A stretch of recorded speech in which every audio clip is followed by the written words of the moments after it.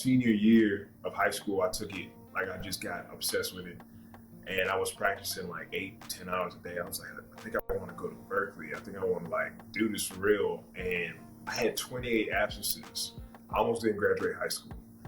And my mom was kind of like, I don't think she'd ever seen me be so serious or obsessive about something. So she kind of just like, I guess mother's instinct was like, okay, let's do this. Let's figure out how to get you to school. All right, what's going on, everybody? Welcome back to another episode of what I'm now calling Modern Day Unicorns. I have my friend Patrick here with us, who's going to share more about himself and his life and what he does, so on and so forth. So, Pat, if you can go ahead and just reintroduce yourself to everybody, give us like your name, where you're from, and some of the things that you're into.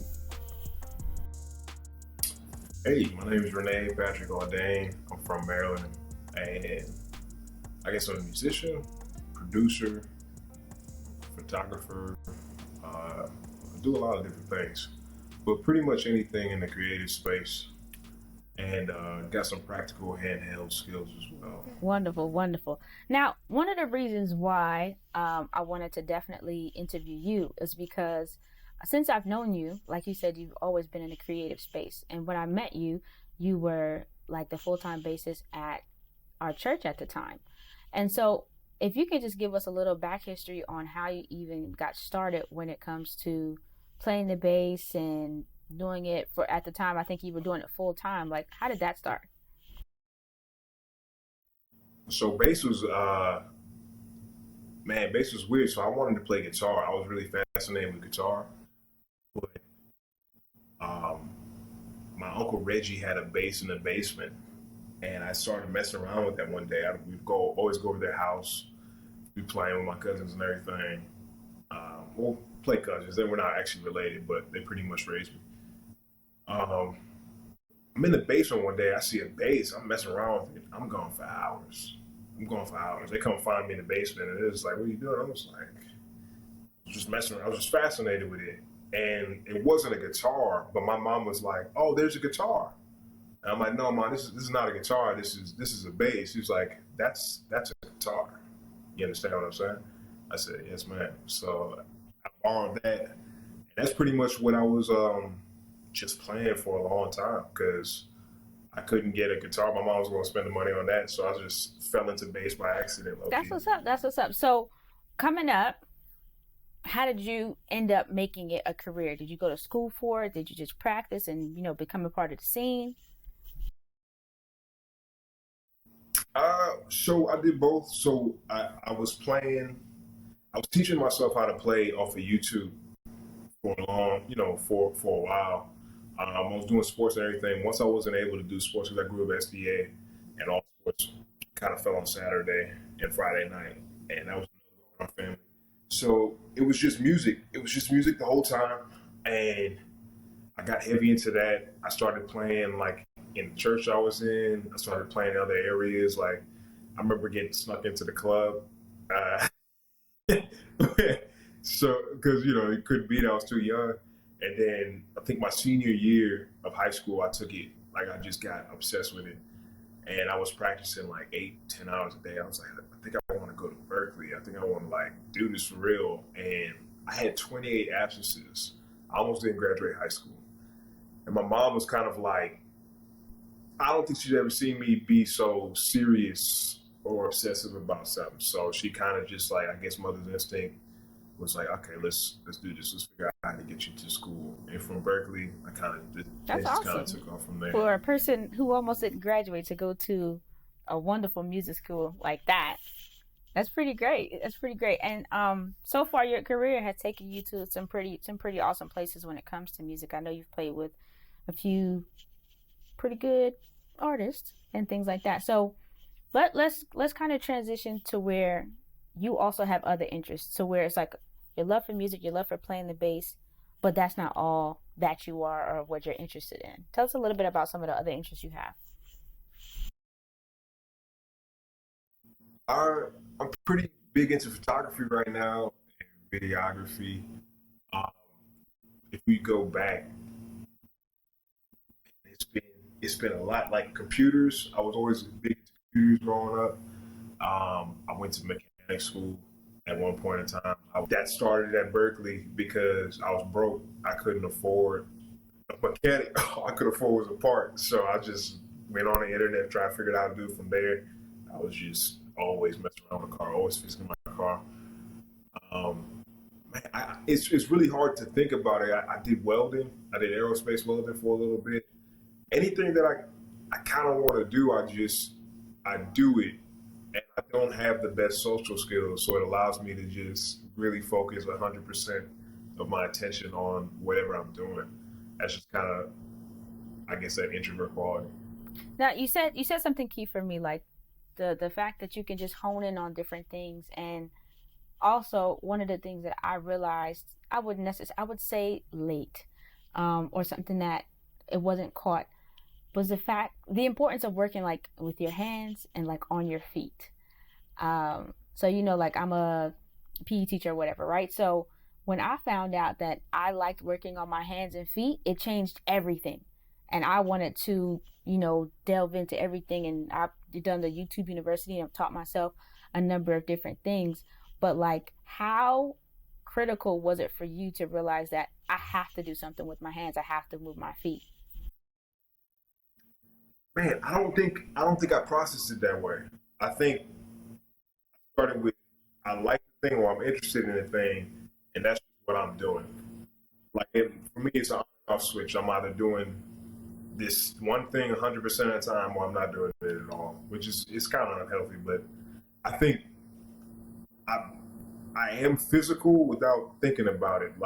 Always was into sports, so I like doing things with my hands, but I don't think I consciously put that together. So what other goals do you have right now? So, we know that you're an awesome musician. You got some great photography skills, and I'm sure that you're continuing to build on that. But what is not necessarily next, but what are you working towards, if you have something that you're working towards? Oh man, so I think what I'm working towards right now is kind of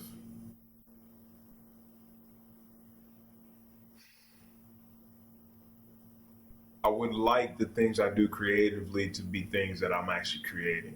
So spending so much time being a musician, one of the things I noticed in the more recent years is that as great as it is to play for a bunch of different artists, as great as it is to just a gift to play music, the role that I served being a bass player was essentially the help. Like it just is what it is. I'm a hired gun, and they call you because you can play, you can learn songs quickly, you can play at a very high level. Like do someone else's creation, help bring somebody else's thing to life, and it's just I don't know, for some reason more recently in my life it's been eating away at me. It's like, man, it's like I can make other people's stuff, but I don't know how much of the stuff that I've made that I had. So everything I'm doing kind of just is centered around autonomy and creation. So in a digital landscape, it's not enough to just make, music. You gotta be able to like have the visuals and all that stuff. So I'm kind of just focusing all my energy and attention to at least having the skill to create something from beginning to end in this new digital world that we live in. So if it's music, create the music, create the visuals, create that whole entire experience, because you essentially got to be an entire, you got to be what a record label is or was back in the day, but by yourself. If you're not speaking my whole language, I struggle with myself, because I am the person that wants to know what the deal is from start to finish. And I will train and learn and tutorial myself out to learn a start to finish project, a process. And one of the things that like my desk right now is full of things, learning, how to rebrand myself and how to create, courses and things of that nature. And one of the things that I have to do personally is just do it. Realizing that sometimes your base level is somebody's, I can never do that. And so with me trying to acquire all of this knowledge, I end up not doing a lot because I want to know how to do everything. that's just, I mean, I'm sure you've run into something similar in terms of that. But yeah, when you're speaking of being able to create content that you did, that you created, I mean, everything from me wanting to probably learn how to, create music and produce and everything like that, to do my videos from start to finish, which is going to take me a long time. But it is important to me to know the process so that even when I do, or if I need help, I can make sure that it's done right. Well, let me speak for myself. I'll try and just douse my mind in all the tutorials and everything in the world to learn the thing so that when I create it, it'll be perfect. But it's never going to be perfect. Like there's just an experience part of it that you just don't have. It's like confidence is a symptom of success. Michael Jordan gets on a court and he knows he can hit that game winner because he's made that shot in practice 1,000 times. He's played thousands of games. You know what I'm saying? But like I want to bypass that, and I don't realize I'm doing that. I want to bypass that by just consuming all the knowledge, and then that first time I step on a court, I'm Michael Jordan. That's really what I think I'm trying to do. So recently, it's just been more doing than the tutorial aspect of it. But the tutorial aspect of it, like the learning part, is useful. I just think I'll put it to you like this. I'm always fascinated with people on American Idol that can go up and they sound like Cats and Heat. And then Simon Cowell will be like, you sound like Cats and Heat. And they'll be like, man, y'all don't know what y'all talking about. And I'm just sitting there, and it's funny, because maybe they can't sing or whatever, but I admire their ability to just get up on stage. And I'm like, I couldn't do that. I need to know that I'm killing before I get in front of people. You know what I mean? So it's like, but what they have, I actually need. I need that because you need the reps. That's a good one. I like that. I like that. With all that being said, what are 3 tips that you would give to someone who is making a shift or pivot? Maybe they've found something that they're interested in, a new hobby, and they want to kind of give it more attention, more time.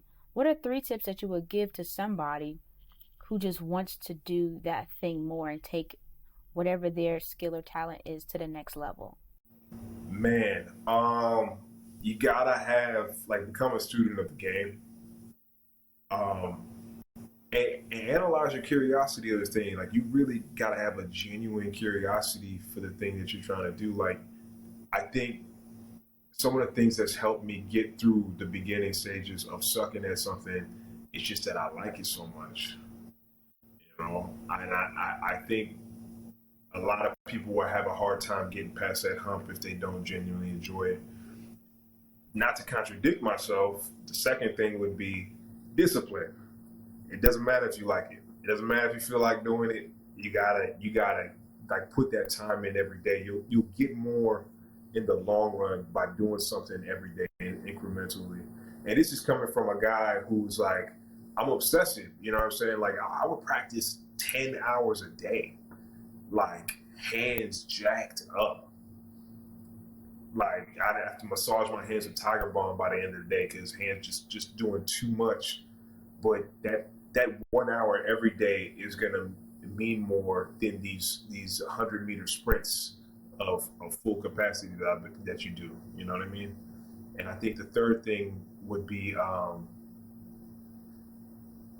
man, you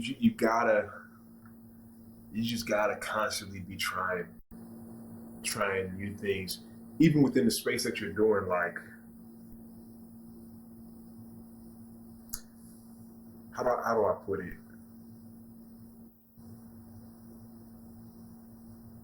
There's a level of adapting that we all have to do, and I think that's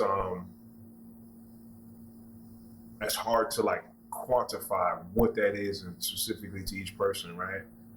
But we don't have the luxury of things being static, man.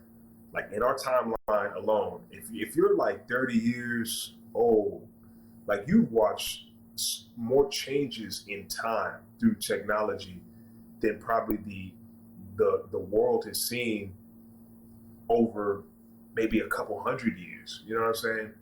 and we just don't have the luxury of like not being able to see what's going on, take a pulse of the environment around us and adapt. Like, it's just a part of the trade now. You have to learn more things. You have to be proficient in more things, and you always got to keep your ears to the streets in a ways that probably generations before never had to do. That is so true.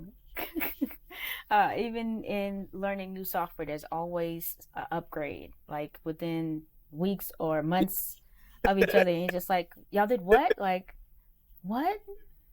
If you're killing me with these updates, I'm like, bro, I just got 17, dog. What you mean? Like, I just learned that. I just thought I had the key to that. So those are all wonderful things and tips. And speaking to me myself, I already know that you got to continue to put in those reps and get that in. So I appreciate that.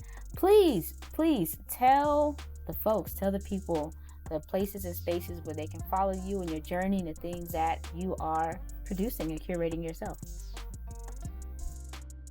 Right now is on Instagram as Cineffect. Most of my stuff for like photography is on there. I'm actually going to start releasing the more music related stuff on my Instagram, rough estimate, pretty soon. I've just been, man, I've been trying to, I'm really bad with social media. So what I've been finding is that I need to like make the stuff and then have the stuff ready and then post every few days. Because if I make to post, nothing's ever gonna come out. So yeah, it's gonna have some stuff there. Cinefest got some stuff for like video and photography, and I'll be putting up a lot more stuff soon. Wonderful. Well, I want to thank you so much for your time and thank everybody for watching. If you are a creator, content creator, musician, whomever you are, and you have any tips that people can also utilize for getting better or pivoting or learning more things or resources that they can use, please go ahead and drop a comment below, and we'll catch you next time.